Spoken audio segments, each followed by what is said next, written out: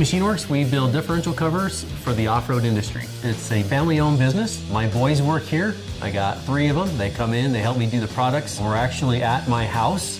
Everything is set up in our garage. Anything that we do from prototype into production is all done right here. The great thing about SolidWorks is it allows me to take anything that's inside my head, right? It's a design I'm thinking about, or I'm looking at a vehicle and I'm like, that really needs something different. And it allows me to open up a screen and start creating a model. I chose a diff cover because it seemed like the most important thing to me on a vehicle. Because everything inside the differential is extremely important.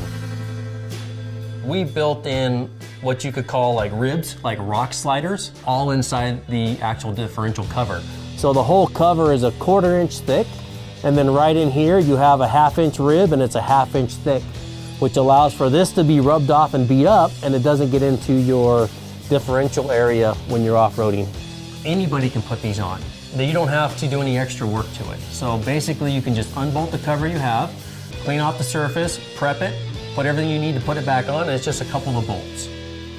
SolidWorks simulation saved me a lot of time from having to build prototype after prototype after prototype and testing it, because it gave me the opportunity to test it inside an environment to where I could see exactly what was going to fail. So it gave me the opportunity to make sure I was going to build a product that I knew would withstand and hold up inside of our market. By the time I got everything set up and ready to go, I built wood products. That way I could go out and I could test them. By doing it out of wood first, it gave me the option to tune the product in that I thought was better. So let's say I went in and I got all the prototype done, but yet when I went to a vehicle with the wood part, it needed to be a little bit less clearance. Maybe I had to move a 1/16 of an inch in because a cross member or something was going to come down on it. SolidWorks CAM didn't make me reprogram the part over and over again. So when I changed the SolidWorks model, the CAM portion would automatically update. As a business owner, the thing I really like about the SolidWorks CAM environment is it actually allows me to figure out the cost of my tooling in a virtual environment before I even cut it on the CNC machine. Because when you start turning on CNC equipment, you have electricity, you have tools, you have fixturing, you have all this stuff.